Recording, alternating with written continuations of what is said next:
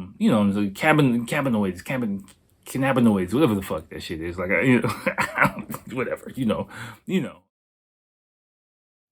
Hey everyone, welcome to episode 162.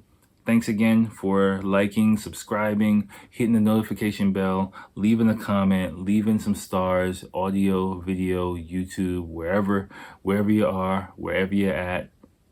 I appreciate it. Thank you. Let's get into it. Hey, ho, ho, ho. What's going on? Welcome to episode 162 of the podcast. Another short but sweet, hard-hitting joint. Again, we've got some links I break down. I get deep into bento talk. We talk about, I give a public service announcement for the Japanese government as well, and a few other things, a few other sidebars. But some more rambling, for you guys who enjoy it, and for you guys who don't like it, hey, sorry, my bad. That's just the wave we're riding right now. So, so all right, whatever. Enjoy.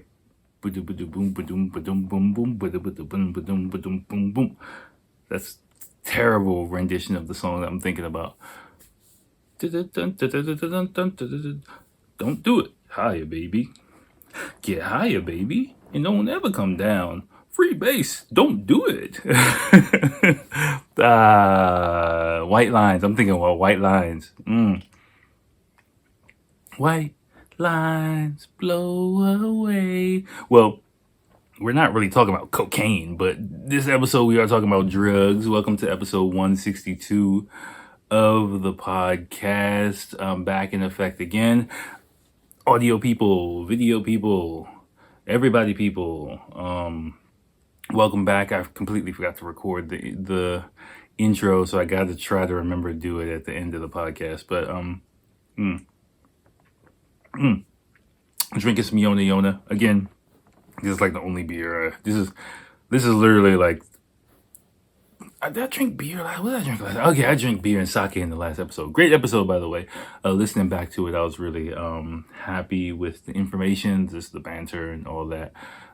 So a lot longer than I expected. Rod, thanks again for the comment. I read it. I didn't log into my computer to reply to it, But yeah, I will be a rambling if the ramblings ramble. I don't know. If it's ramble worthy, I'll ramble about it on this episode as well. I'll just let it fly. If not, I'll just continue watching the movie I'm watching. Major League, starring Charlie Sheen, Wesley Snipes, and the Allstate man. I forgot his name. And Bob Ueckert, I believe. I love his voice from back in the day. I used to love that movie back in the day. Hopefully, Major League 2 premieres here in Japan on Netflix.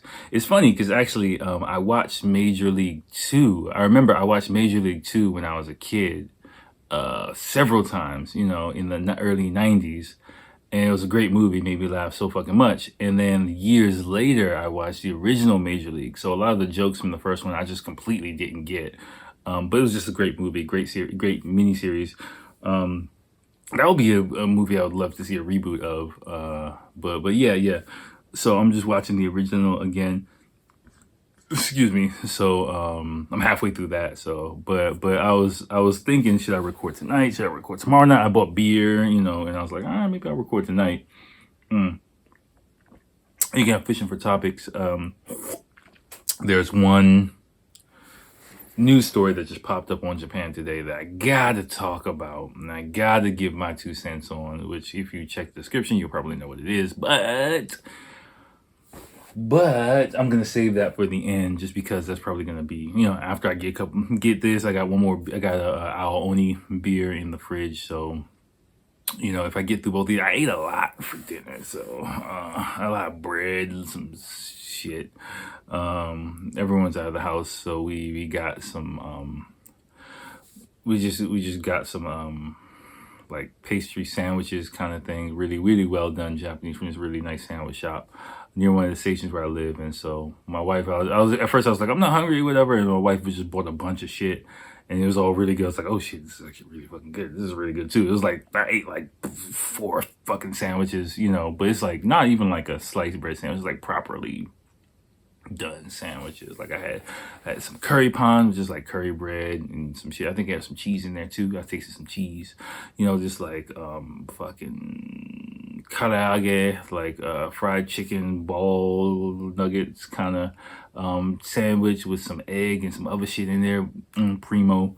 And then there was a whatchamacallit, minced katsu sandwich. Again, I just punished that whole thing, which is good, really fucking good. And then the last one, it was like this weird fruit sandwich. Again, you get these weird fruit combinations, like, in Japan. Like, I would have never thought of putting like fruit inside a sandwich bread, but it works when it works, man. And this one was working. I looked at it.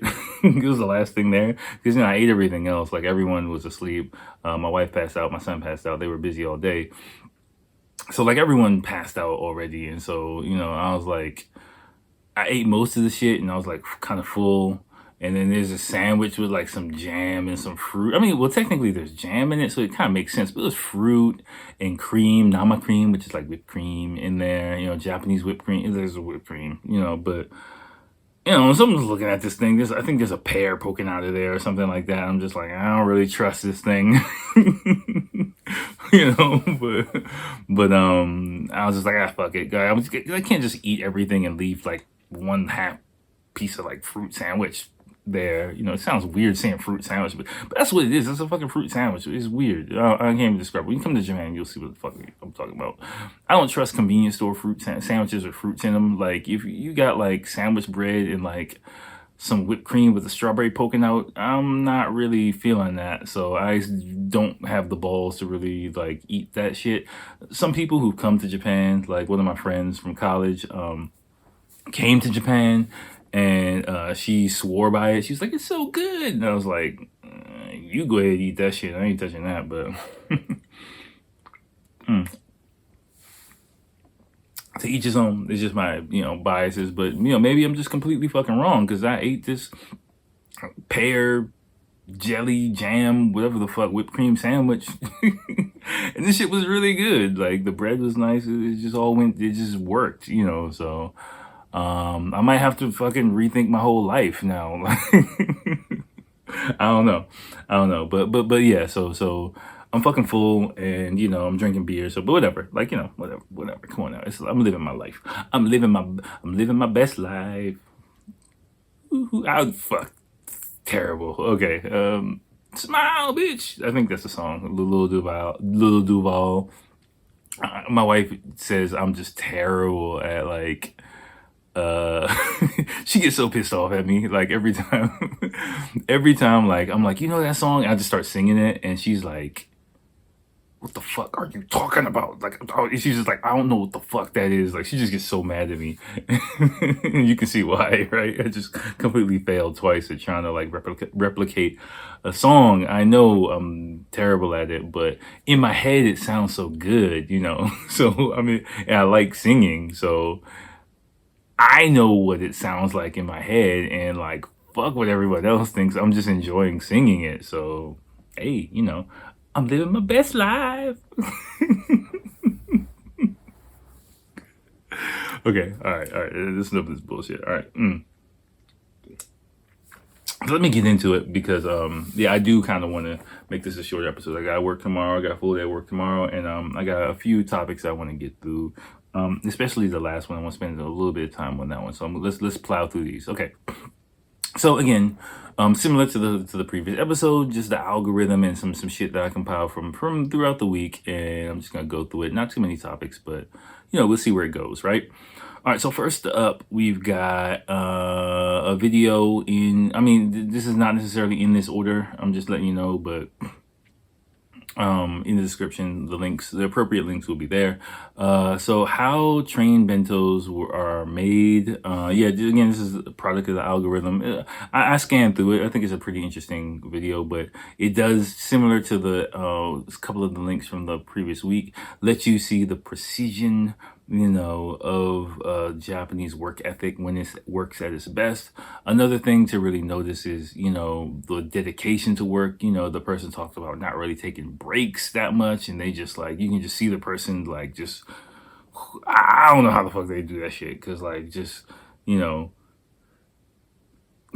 making, I'm like, I'm getting tired watching this person make bentos for like 30 seconds. Like they're doing this shit for hours at a time, like with no fucking break. Like, damn, you know, in a fucking like clean suit, like head to toe. I don't know how the fuck they do it.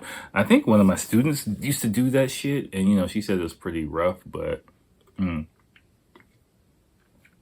know, to each his own. Like whoever can do it, if they want to dedicate themselves to making high quality bentos, more power to them. You make them, I'm gonna eat them. You know, not only train JR bentos, but there are kind of levels to bentos. When you are here, you kind of know when you're getting like a budget bento and when you're getting like a high quality bento, or when you're getting like a super supreme bento. I've had several bentos where I'm like, damn, this is like some high quality ass shit. Generally, price does, okay, I can talk about bento price points. Generally, price does dictate the level of the bento you're gonna have. Like the robot restaurant, RIP. The robot restaurant's closed probably permanently, just because like tourists aren't coming back anytime soon. So you know, unless they get like a cash injection, like there's RIP to that one. But yeah, like let's take the bottom of the barrel. Like if you Google robot restaurant, I'm not gonna look it up because it's some bullshit. I've seen it before. It just pisses me off. If you Google like robot restaurant in Tokyo, and you just look at robot restaurant bento, which is Bento. Once again, Bento. You'll see like that bento or lunchbox is probably, it should be under 500 yen, right? A sub 500 yen bento is gonna be bare bones, like it looks kind of rough, man. You like, fuck, you know, like that's when the funds are short. You talk about, you know, you got to having to eat curry every day, and if you're lucky, you might luck up on like a shitty ass bento for under 500 yen, unless it's like an on sale bento, which is like a mid priced bento, which is gonna be between 5,000 yen, sorry, not 5,000, 500 yen to 1,000. I put that as like a standard bento price, probably on the upper, you know, hundreds. 800, 900 would be like decent quality bento. You know, 7, 8, 9 would be decent quality bento, you know. Yeah, in general, that's probably the quality of what you're gonna find.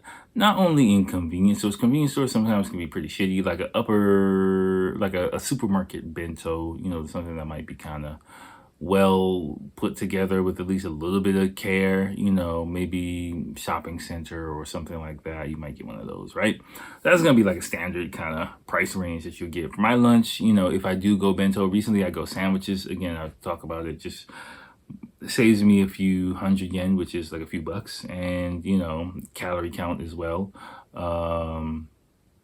So, and it gets the job done, you know. So all in all, like, yeah, I just, you know, every now and then I'll go for like a full-on bento, but generally I try and keep it under 800 yen, under about $8 US equivalent. So yeah, like 7 is, I think, is a good number for your bento lunch. 700 yen. Yeah, and again, that's all inclusive, right? You got the rice, you got the main dish, you got a side dish, you got some little whatever the fuck, little trinkets on the side, or whatever, whatever you're gonna need. Like you should eat one of those, and you should feel like satisfied, right? And again, so you can pay 700 yen or $7 for McDonald's, or you can pay 700 yen for a lunchbox. The longer you're here, I would just encourage you to get in the habit of getting a fucking lunchbox, man. You'll feel a lot better, you know, like in an hour, you know, you'll feel a lot better because there's more food. Like my father, there's food value, you know.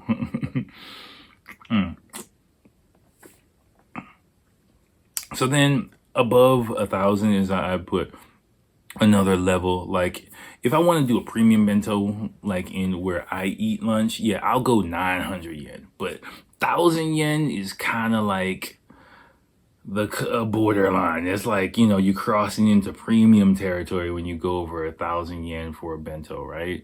I mean, because it's like $10, right? So if you're gonna pay that much, you might as well sit down in a restaurant and eat something proper. if you got the time. So if not, just go for like a standard price bento, right? It's really not going to be that much. I mean, worth it. I mean, like, and I'll put that range between 1,000 and 2,000 yen. Generally, from what I've seen, then you're going to get more premium, quote unquote, Japanese premium products, whether it is or it isn't, it's kind of up to you. But generally, and for me, it's not really worth it for volume because you get more premium ingredients, more fancy names and food combinations and whatnot, but you get a smaller size, right? So that's the trade-off. And of course, like in Japan, quality is much more valuable than quantity. So for a Japanese, just an average Japanese person, who wants a quality thing, quality bento, they might be more willing to go in that territory. Me, I don't want to just eat a couple of bites of some premium ass bento and still be hungry. So that's why I stay generally in the sub 1,000 yen range. But so I kind of tend to avoid the 1,000 to 2,000. It just depends on where you're buying it from. In my experience, like the near 1,000, you can still get a good amount of volume. But when you start going to like 15, a 1,500 shit like that, like you gotta kind of be careful on your choices and really take volume into consideration, because it might be something that looks really fancy and looks really good, but it just tastes like all right, and then it might be like Wagyu, a few sprinkles of Wagyu in there, but you can't really taste it, and it's just like this fucking big, and you're just like, fuck, I just wasted a bunch of money, and I feel like shit for eating this, and I gotta go buy something else, right? I've been down that road.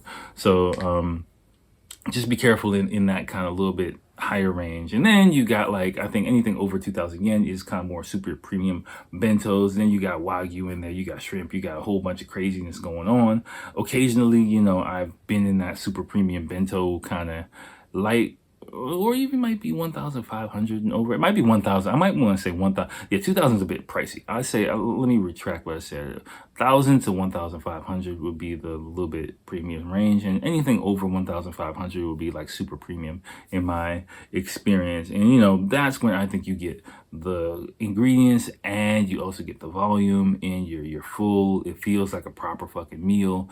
But again, like it's still a lunchbox, so you could have just went to a restaurant if you can do that, but on occasion, I wouldn't do that every day, but on occasion, like it does feel good. Like if my wife says, here you go, this is a great bento place, boom, and it's just like, oh shit, you blessed me. It does feel nice. It does feel nice on occasion. So, but generally speaking, just trust me, pay the extra money stay around the 700 yen range. Don't go sub 500 if you can help it, because sometimes that shit's rough. If it's on sale, it's fine, right? If it's on sale, it's fine, but you can luck up on like a 50% off joint, for about 300-400 yen, and then at the end of the day at the supermarket, and you will be happy about it.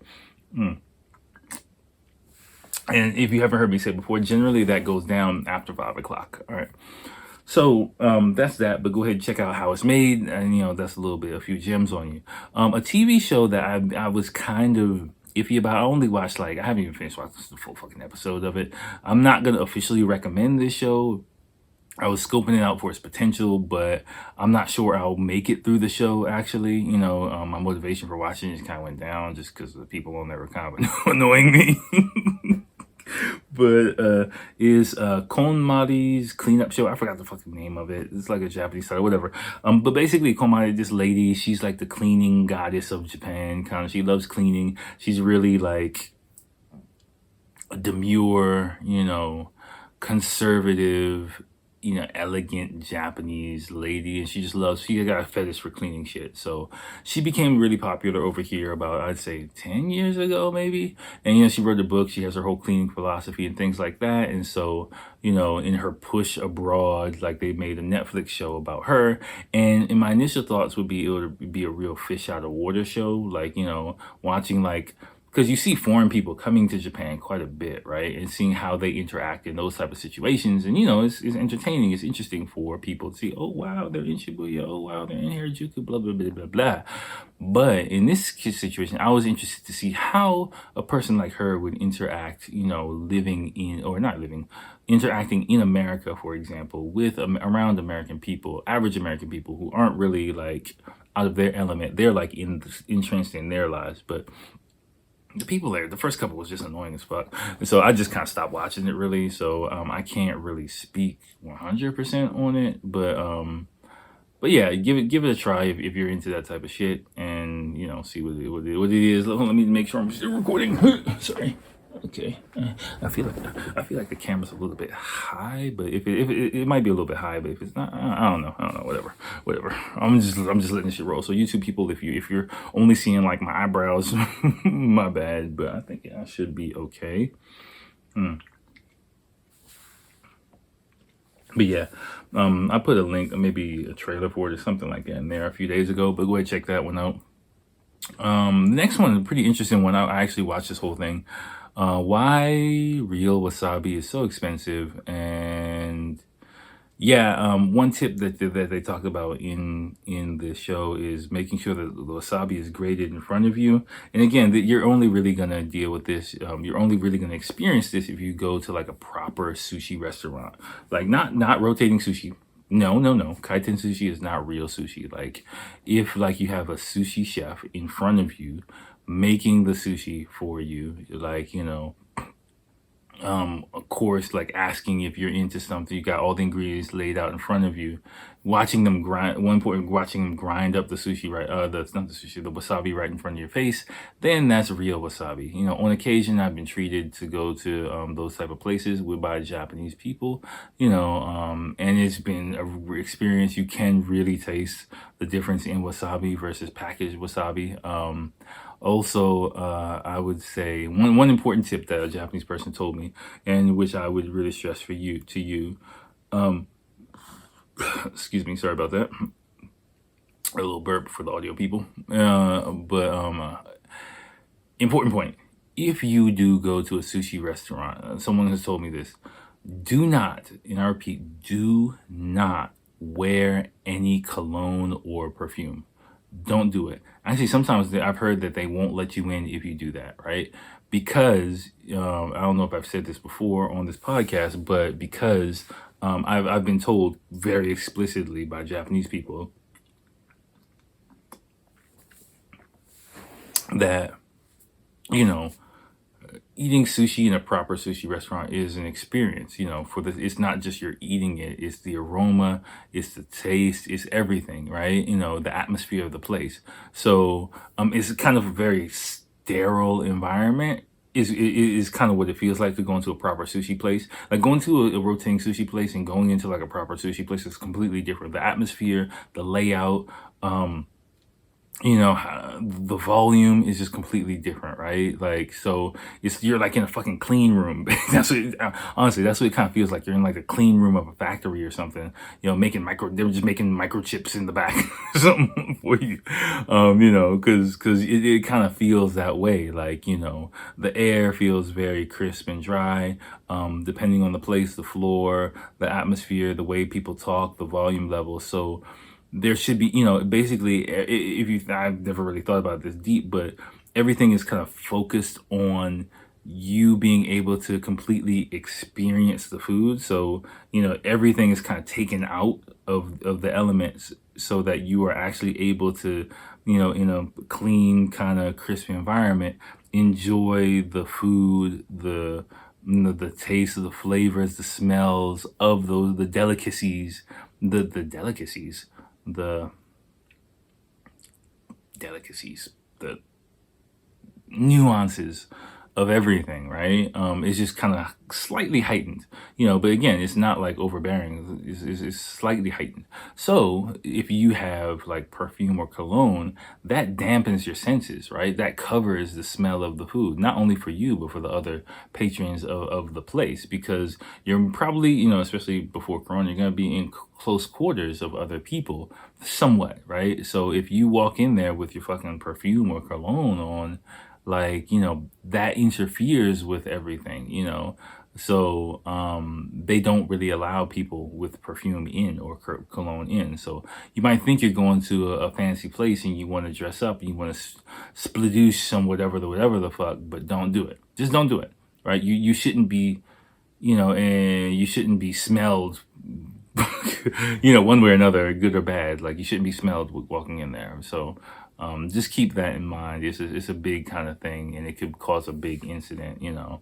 And remember, sushi chefs at a higher level, they have pride in themselves, in their shop, in the atmosphere, in the experience of their guests, a lot more than rotating sushi places. So, yeah, you can get embarrassed, basically, is what I've been told. Like, you know, and you can embarrass your host if you think about it that way as well, right? And you don't want to do that. You don't want to be the fucking asshole. You know, don't be the asshole. Don't stand out, okay? So yeah, check out the Wasabi joint. All right, the last one I'm going to talk about is drugs, and I'm going to get out of here. So, one of the things, I think the last link I posted was just before recording. Was about this dumbass teacher. This dumbass, I think he was an English teacher, American dude who just got popped for fucking smuggling cannabis oil in Japan. Like, you stupid motherfucker. And this motherfucker was pushing weight too. He was pushing, like, I think he had, like, I forgot, a few kilos of cannabis oil. And I'm just like, what are you doing, you fucking idiot? Like, And the reason why I bring this up is because, you know, perception is reality, right? Perception is very much reality, but your perception doesn't always match the reality of the situation. And I've talked to people, I've been around people in Japan who think it's just weed, it's not that big of a deal. And, you know, I'm not trying to be like the don't do drugs kind of guy and stuff like that, because, you know, I know somebody who used to smoke a lot of weed. You know, a good friend of mine in the past used to smoke a lot of weed, you know, when, you know, back in the day. And so, you know, that person gets it. You know, I get it too. I get it. In the third person, I get it, you know.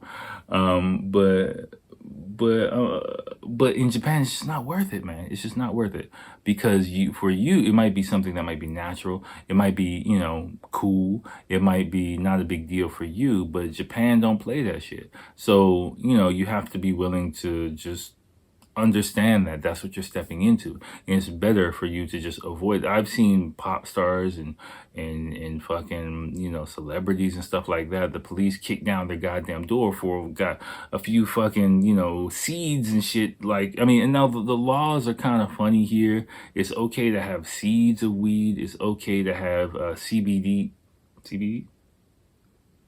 fuck, I forgot, like, you know, oils that don't not CBDCs. CBDCs is goddamn central bank digital currencies. I've been reading too much economics recently. You know, the cannabinoids, whatever the fuck that shit is. Like, you know, whatever. I sound like such a fucking square, but whatever. But you know the fuck I'm talking about. You know, that is fine, right? I've actually been to a shop that sells it. No problem. But you need to understand the law, and you need to understand, like, what side of the law your activities are on. And you also need to understand that if the Japanese police catch you, they're gonna lock your ass up. Like, the legal system here, when they catch you in some shit, they don't fuck around, right? And so this guy, like, he gonna be gone for a while. There's no coming back from that, buddy. You gonna see ya. You gonna be in jail for several years, you know, especially the amount that he was distributing or doing something. He's probably working with the Yakuza or something, probably. But I don't know why the fuck, like, he would even think that it was okay to move that amount. Like, they found a couple liters of cannabis oil in this guy's house. Like, dude, he was, I don't know, he must have been in some shit with because you can't just be a foreign person dealing with that amount of weight of cannabis oil in Japan, or cannabis, whatever the fuck, in Japan, without having some connections to illicit groups. Let me say that, right? So that dude must have got caught up in some shit, pretty much. And if you think about my previous episode, that's why I say you gotta watch who you be around here, because, some people who you think might be cool, and then you say, yeah, cool, I'll do this, I'll do that, no problem. It makes a little money. Next thing you know, you're gonna spend some time in jail and end up like that dude in the movie, that shitty ass, like, Netflix movie, The Outsider. But whatever. So, not only that, again, trust me, I can't stress enough. Like, just don't, oh, gosh, I sound like a commercial. Don't do it, guys. Okay. At least in Japan, don't do it. Okay. But a few other things. Similar thing. Graffiti. It might not seem like a big deal to you. It will land your ass in jail here if you get caught. Just don't do it. And especially if there's a foreign person who got nabbed here. I've covered it, I think, several years ago. It might not seem like a big deal to you, but a foreign person spray painting the side of the building, they will come for your ass, okay? Like, just, it's not worth it, man. We talked about other types of drugs. I think I've shared some stories about that, not directly first person stuff, but what I've heard, what I've seen. Just don't do it, man. Okay. Stealing, any type of stealing on any level, it's completely not worth it. Stealing bicycles, stealing stuff from a supermarket, stealing, whatever, walking through the train gates. I'm not gonna lie, I've done it on a drunk night, like when I first got here. Fucking idiot. Like, I could have, seriously, the police officer saw me. I could have, no joke, went to jail. I could have disappeared. The podcast would never happen. Just don't do it. Like, it just depends on, like, the police officer sees you, what time of the day, and you being a foreign person, a lot of times, like, doing stupid shit like that, they might just be like, okay, fuck it, take this guy to the fucking police station. I'm just telling you. Sometimes it depends on the situation. You might get away with it, but it's just, you should just follow the law here. Fighting is another one thing. You're in a no-win situation. Like, if you're fighting with a Japanese person and the police come around, whether they assault you or not, you know what I'm saying? Like, so just don't escalate those situations if you can handle it, because as far as the law is concerned, you are at a distinct disadvantage, right? And Japanese people generally speaking, aren't really going to be like trying to test you anyway, so you can let your guard down here. If you're in any place where you need to have your guard up, you really don't need to be in that place. Like, I've been in a few places where they were kind of shady. I mean, the first place I talked about with the bottle, I think that was just my perception because I had just came from America. The place was a bit dark and a bit, a bit more rugged. But knowing what I know now, I was completely fine in that place, right? I've been in hip hop clubs where if I transplanted that to America, I would be like, oh shit, somebody might try and jump me up in here. But, in Japan, I'll go there dolo, no problem whatsoever, right? And I think you can have the same thing as well. There's been only one night I was out in Shinjuku, and I remember this very clearly, and I went into this, there was this chain bar that I used to go to. And first time I went to the one in Shibuya in Kabukicho, I think with one of my friends, we were out late at night doing something. And I was just like looking around like, oh shit, the vibe here is really not that good. We were there for like 5 minutes. We were like looking around like, all right, this is kind of like zombie movie weird. Let's get the fuck out of here. And you're like, that's why I don't hang out in Shinjuku or Ikebukuro, because like the type of spots that I used to, or like, I don't hang out anywhere anymore, but the type of spots I used to hang out with. And again, if you want to hang out in those spots, it's cool, totally cool. But I'm just telling you, like, me, my vibe, my personality, like, it didn't really flow with the type of shit that I was on at that time. So, but again, don't do it. That's all I can say. Like, just follow the fucking law, follow the rules. Don't be an asshole when you come here, man. Like, it's just not worth it. There's so many ways to experience Japan, so many fun, interesting things that you can do. Don't be a fucking junkie. Like, just don't. I'm sorry, just don't be a fucking junkie. I've met people here. I mean, they're not like shooting up heroin or anything like that, but like, do you have to do ecstasy here? Like, do you have to get high here? Like, can you not just hold it? Like, come on, man. Like, I'm sorry. I'm the type of person, like, I like to have control over myself, my body, what I do. But like, so I don't really, get the urge for psychological or chemical dependency like that. I mean, if you're not like a full-on junkie, then why do you feel the need to, I don't know, whatever. I'm not, I just can't relate to it. That's just me, my personality. So if you're on the other side of that and you really love getting high, go to a country where it's cool to get high. Like, don't, or just stop by Japan for a little bit and don't get high here. Like, that's all I can say. I mean, unless you're a fucking celebrity or